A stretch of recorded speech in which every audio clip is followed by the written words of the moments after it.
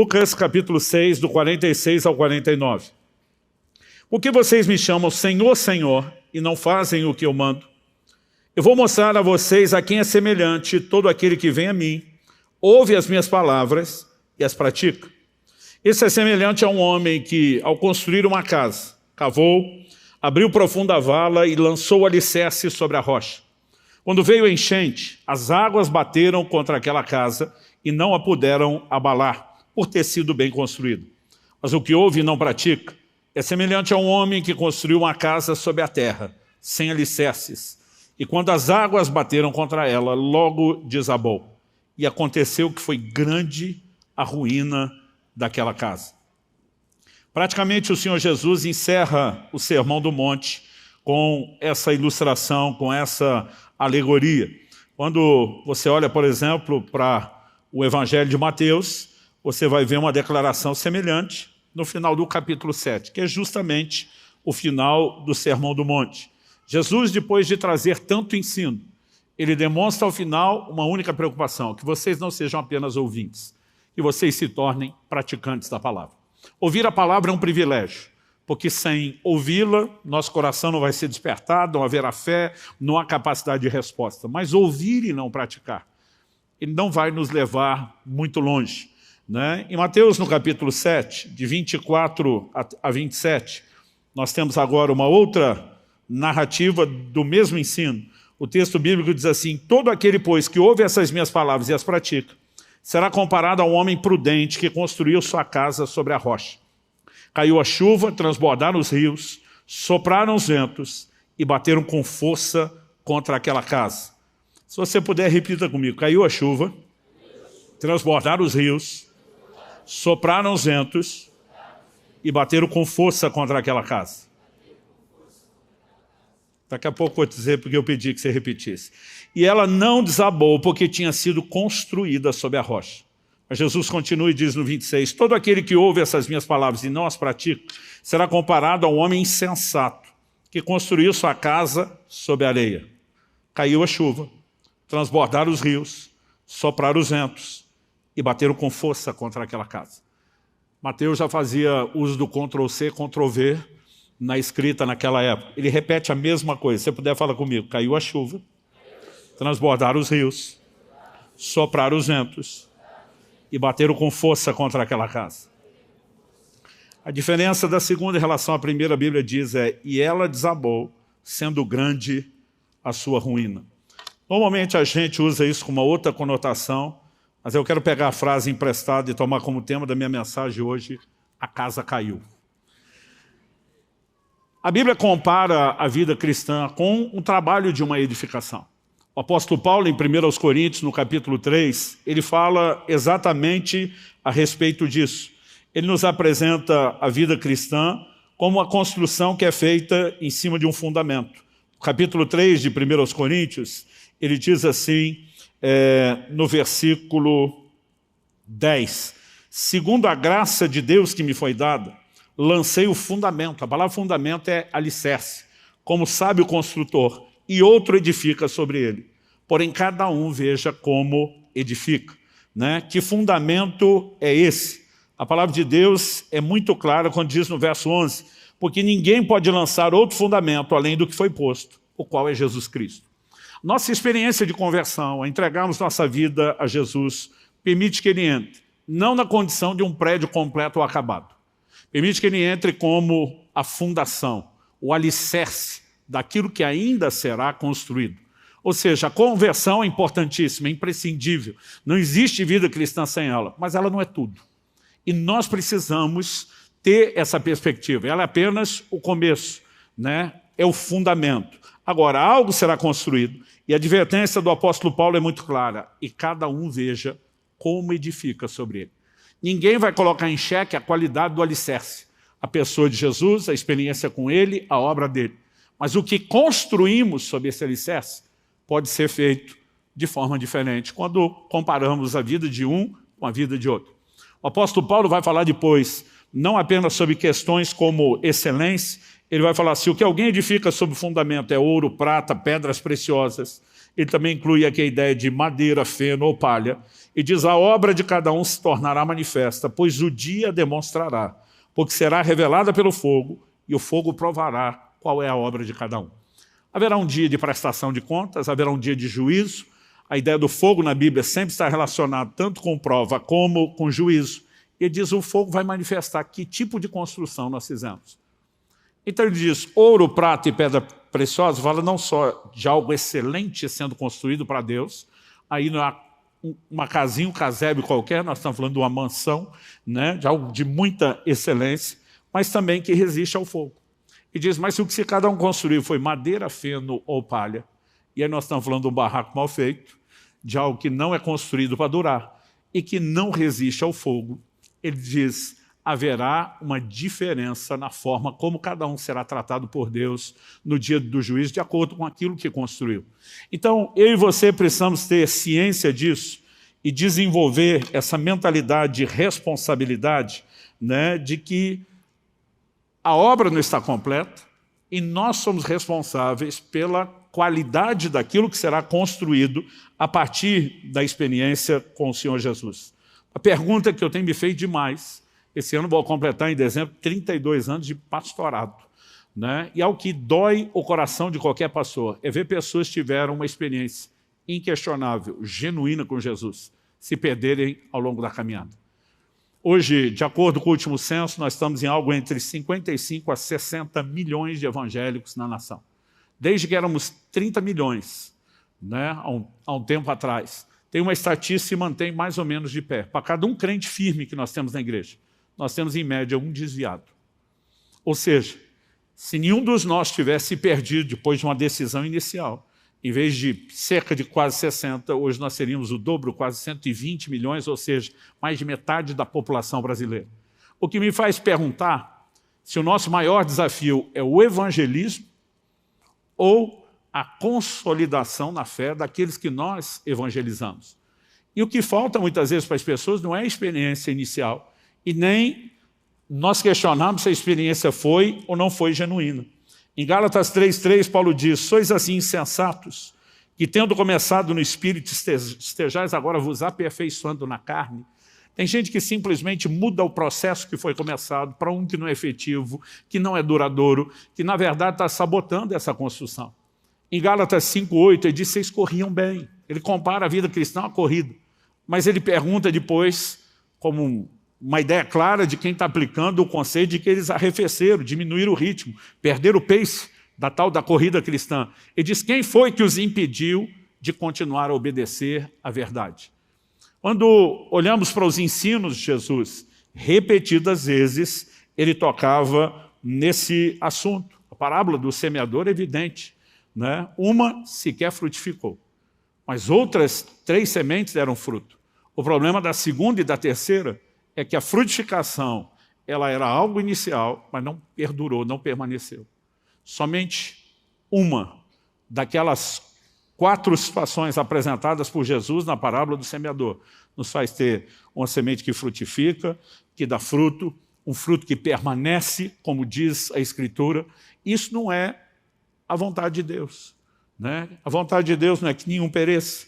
A vontade de Deus não é que as pessoas comecem bem para terminar mal, mas existem advertências sendo feitas o tempo todo ao longo dos evangelhos, das epístolas, que muitas vezes nós ignoramos, né? Eu lembro que durante muito tempo demorei para começar a olhar para mim como um candidato potencial à queda. Eu disse: não, abracei Jesus, não tem chance de eu largar, e realmente nós podemos decidir isso, mas não por acreditar que não haja possibilidade, e sim porque dia a dia nós vamos decidir não dar espaço nem possibilidade, né, para que isso aconteça. Então, eu quero que a gente olhe para esse ensino de Jesus e entenda o que faz uma casa permanecer em pé, o que faz essa casa perdurar, né? O que faz com que outras casas caiam, né? Por que que uma dessas casas caiu?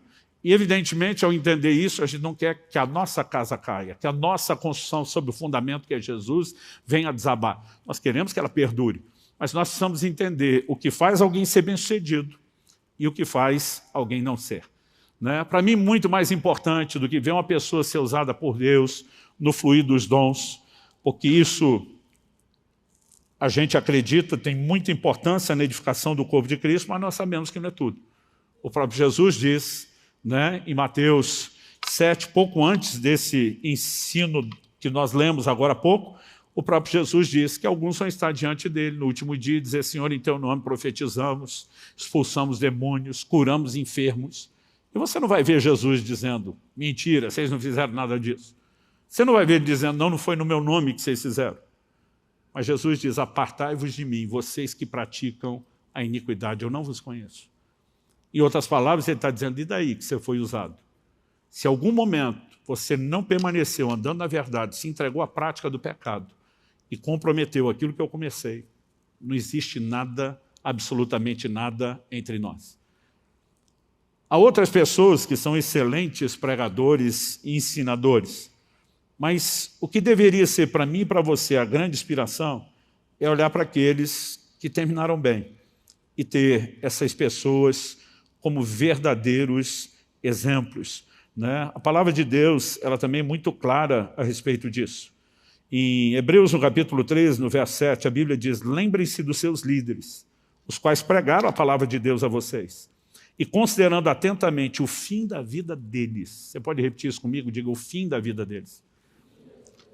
O que vale, no final das contas, não é o começo, e nem só o meio. É como cada um de nós termina. Então ele diz: atentando, considerando atentamente o fim da vida deles, imitem a fé que tiveram. Porque uma fé exemplar quando alguém não apenas começou bem, mas quando alguém termina bem. É quando alguém se levanta como Paulo para dizer: combati o bom combate, encerrei a carreira, guardei a fé, fui até o fim, diferente dos que naufragaram na fé pelo caminho, que ele então se tornará de fato um modelo a ser seguido. Eu não sei você, mas um dos meus maiores clamores a Deus, a oração, talvez que eu mais repito: Senhor, eu quero terminar bem. Eu quero permanecer fiel até o fim. Eu fico lembrando o tempo todo de palavras do Senhor Jesus, como que perseverar até o fim, esse será salvo, né? Eu fico pensando sempre no dia em que eu vou cruzar aquela linha de chegada dessa corrida e ouvir da boca do Senhor Jesus a expressão: servo bom e fiel, entra no gozo do teu Senhor. A Bíblia nos apresenta uma clara ideia de que você temos que corresponder ao que foi feito por nós. Então, depois de destacar essas similaridades e distinções, vamos olhar para aquele que constrói uma casa que dura. Eu creio que não é coincidência, nos dois ensinos, o registro de Mateus e o de Lucas, o que ouve e pratica, o que constrói algo para durar está em primeiro lugar, porque, evidentemente, é isso que o Senhor espera de nós, né? E acredito que Ele tenta nos encorajar primeiro com aquilo que funciona, antes de depois deixar a advertência do que poderia não dar certo ou não funcionar. Então, em outro momento, em outro ensino, Jesus comparou a vida cristã a uma construção que exige tanto sabedoria quanto planejamento. Em Lucas, no capítulo 14, ele está falando a respeito do que significa ser um discípulo dele e que eles deveriam entender e botar na ponta do lápis qual era o custo de ser discípulo.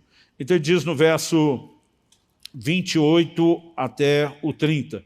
Pois qual de vocês, pretendendo construir uma torre, não se senta primeiro para calcular a despesa e verificar se tem os meios para concluir? Para não acontecer que, tendo lançado os alicerces e não podendo terminar a construção, todos os que a virem zombem dele, dizendo: este homem começou a construir e não pôde acabar. Jesus deixa claro que toda a construção deveria começar pelo alicerce. Mas a questão é: depois dos alicerces, vai ter condição de edificar a torre toda? Vai completar a obra que começou? Então, uma boa forma de garantir que isso aconteça, ele tem um orçamento, um planejamento. Qual será o custo? Eu tenho condição de ir até o fim? Basicamente, Jesus está dizendo: se não tem condição de ir até o fim, é melhor não começar. Depois ele fala de um rei que faz sem guerra contra outro rei. Apesar dele usar um exemplo da guerra agora em vez da construção, tanto um quanto o outro são empreendimentos financeiros. Ele diz: e se esse rei não tiver orçamento para a guerra, é melhor enviar embaixadores e pedir uma condição de paz. Traduzindo, Jesus está dizendo: ninguém se lança nenhum empreendimento sem primeiro calcular o custo. Então ele está dizendo: você quer ser meu discípulo? Calcula o quanto isso vai te custar. Ou seja, muitas vezes a gente, naquele afã de levar as pessoas à decisão por Jesus, a gente apela, literalmente apela, não é só fazer o apelo, né? A gente faz todo tipo de promessa. Sua vida vai ser maravilhosa a partir de hoje. Tem muitos de nós que depois convertemos, a gente fica com a sensação de mentira para a gente, né? Porque assim, eu não sei você, eu já vi gente pregando evangelho e dizendo: você não vai ter mais problema. Eu penso, alguns nós vamos ter mais problema depois de decidir Jesus do que tinha antes, porque antes a gente tinha o problema que todo mundo tem. E depois de ter Jesus, além de ter os problemas que todo mundo tem, nós vamos ter a oposição dos que não têm Jesus e não concordam com a nossa decisão.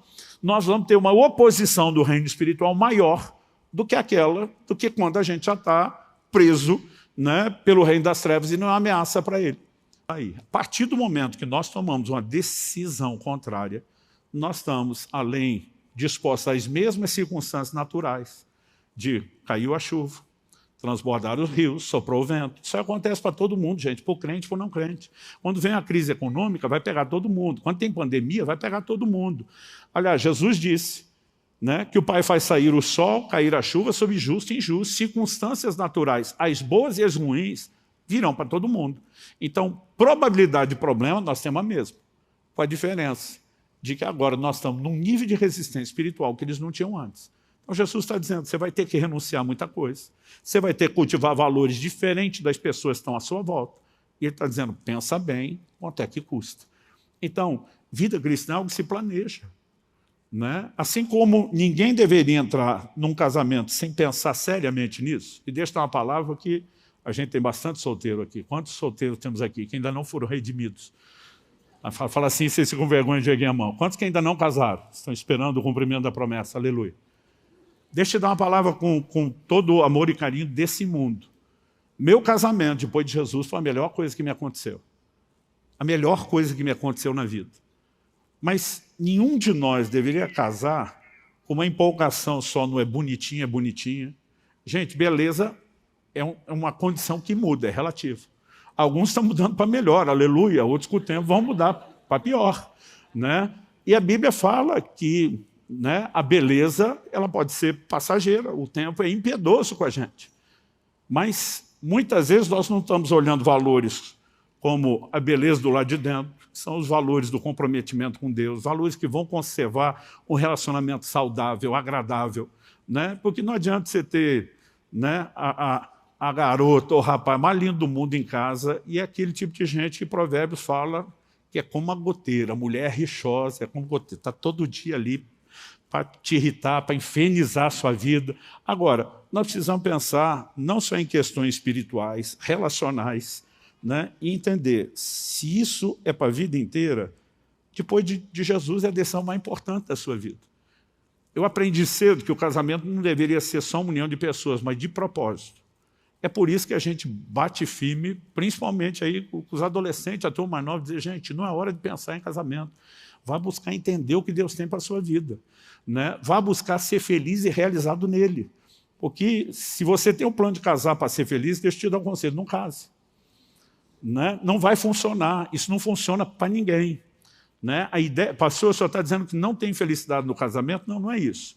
Eu quero te dizer que a gente deveria se casar para fazer alguém feliz, e não para ser feliz. Ou seja, se você não encontrou realização enquanto solteiro, o que é que você tem para repartir quando casar?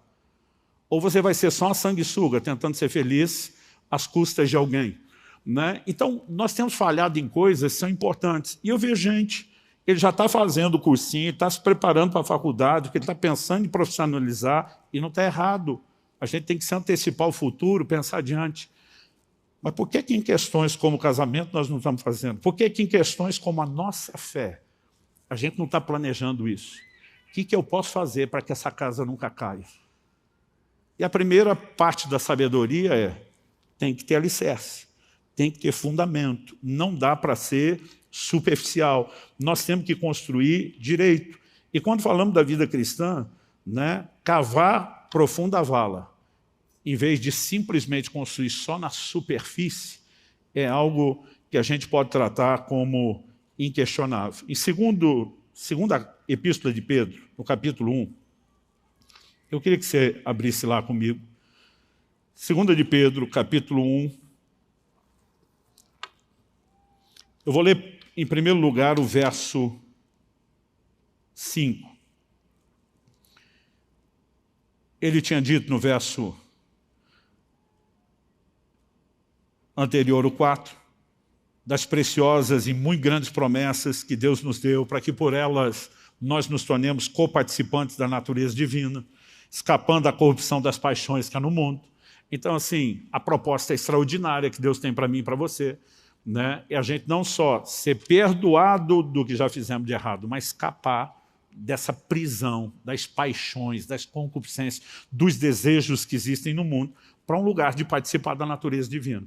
Então ele começa o verso 5 dizendo assim: por causa disso, dessa boa proposta, concentrando todos os seus esforços, se puder, diga comigo, concentrando todos os seus esforços, e diz, acrescentem a fé que vocês têm, ou seja, a fé estava lá, porque a fé é o começo de tudo. A Bíblia diz, pela graça sois salvos mediante a fé. A fé é o ponto de partida de tudo o que nós vamos construir em Deus. Mas ele está dizendo, não adianta você ter só fé. Ele diz, acrescente a fé, a virtude o conhecimento, ao conhecimento o domínio próprio, ao domínio próprio a perseverança a piedade, a piedade a fraternidade o amor.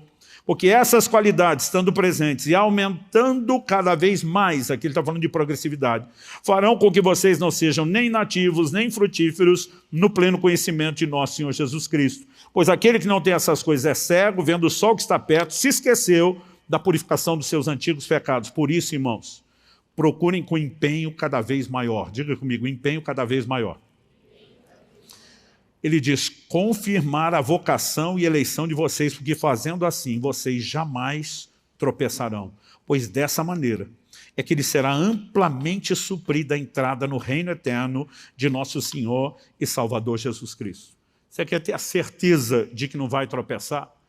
Né? Você precisa acrescentar determinadas virtudes, tem que garantir que elas sejam progressivas, mas no verso 5, ele diz que nós temos que concentrar todos os esforços.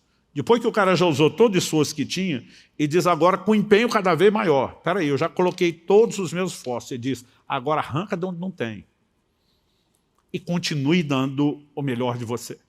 Ou seja, a maneira como eu e você vamos construir a nossa relação com Deus e a vida cristã, elas vão requerer de nós dedicação e diligência. Né? Então, quando falamos daquilo que é necessário, vai desde a sabedoria, que envolve o planejamento, até um nível de dedicação e entrega. Então, assim, honestamente, quando eu vejo uma pessoa que ela faz questão de ser medíocre, medíocre é uma palavra que ela se tornou mais negativa do que realmente é. Medíocre é aquele que está na média. E tem gente que não faz questão nenhuma de ter nenhuma excelência, nenhuma dedicação na sua vida cristã. Agora, quando a Bíblia fala de gente que viveu experiências profundas com Deus, nunca são os medíocres. É aquela turma como Daniel, que os caras podem proibir de orar, ameaçar matar, jogar na cova dos leões, ele diz, eu sigo orando e tendo vida com Deus. É gente como os amigos Daniel, Ananias, Misael e Azarias, que o rei diz, curva diante da estátua, ele diz, não curvamos, se não curvar vai morrer, então mata. Porque toda a nossa relação com Deus está fundamentada em questões que são inegociáveis. A gente não está buscando o nosso próprio interesse. Você não vai achar nem na Bíblia, nem na história, gente que viveu nada extraordinário com Deus, vivendo o nível mediano. E assim, alguns de nós estamos empurrando a vida cristã meio que com a barriga, como fosse uma coisa assim, se der para levar de boa, legal, se não der, paciência. Aliás, essa ideia de beleza e paciência, outro dia um falou, pastor, tem duas palavras que regem o casamento, e eu já entendi isso. Falei, qual? Ele falou, beleza e paciência. Eu falei, você pode explicar? Ele falou, se der certo, beleza, se não der, paciência.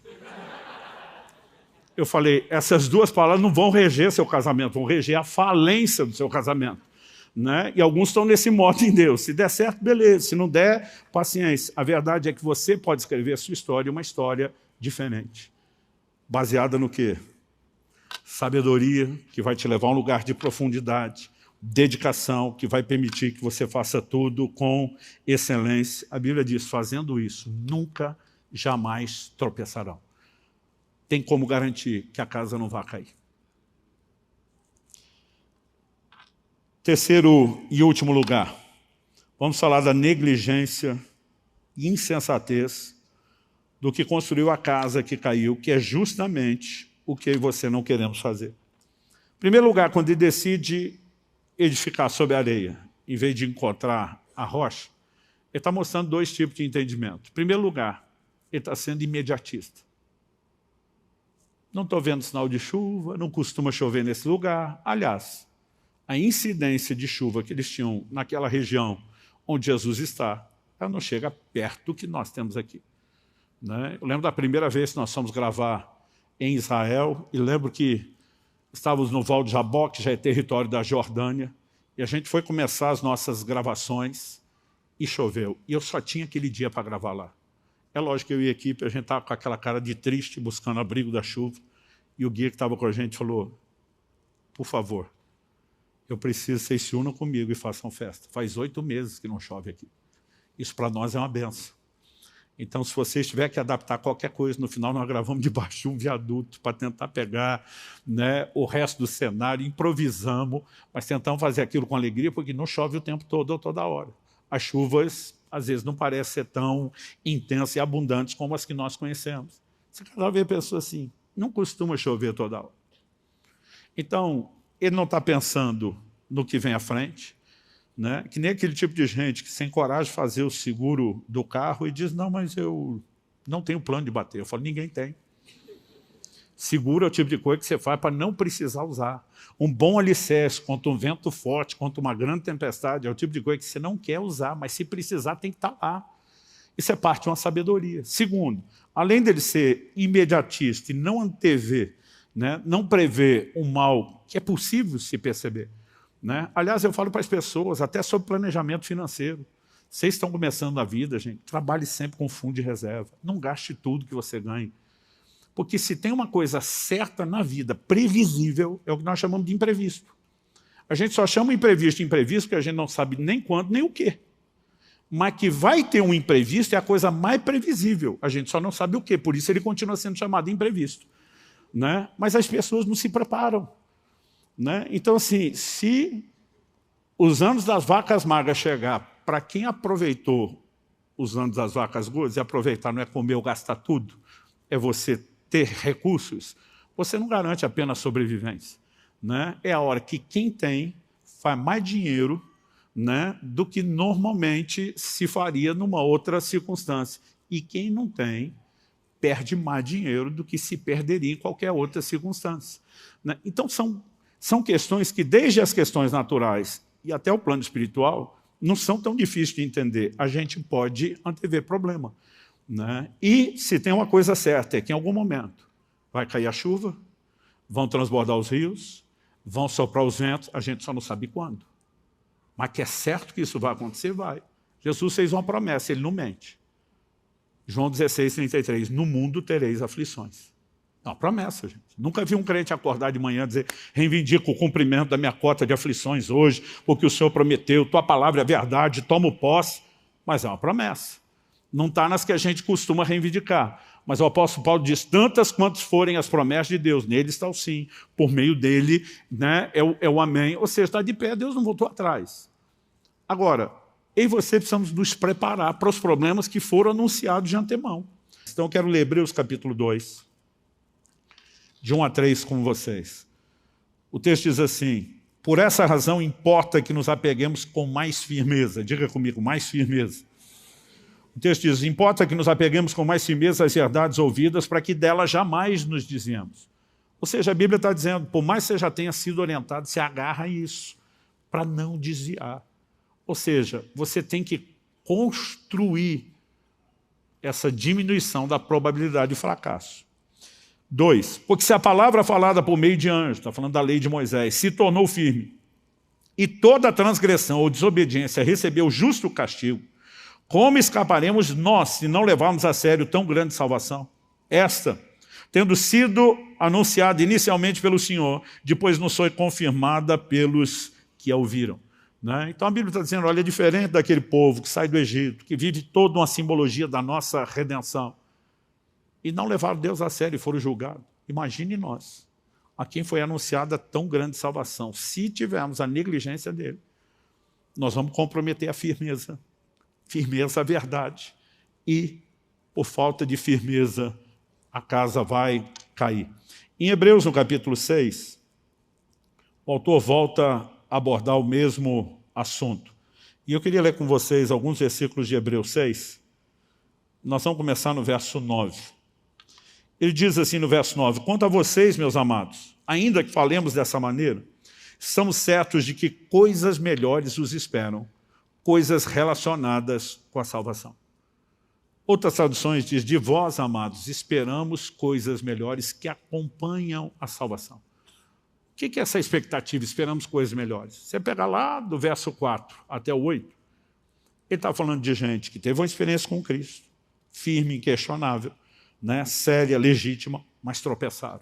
Não só tropeçaram.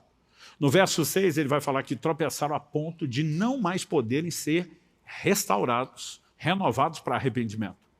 Mas ele está escrevendo para os que estão de pé. Ele menciona os que caíram, mas está escrevendo para os que estão de pé. Então ele está dizendo, de vocês que estão de pé, nós esperamos coisas melhores do que aquelas que estavam na vida deles. Se ele fala de renovar para arrependimento, é porque eles tiveram arrependimento.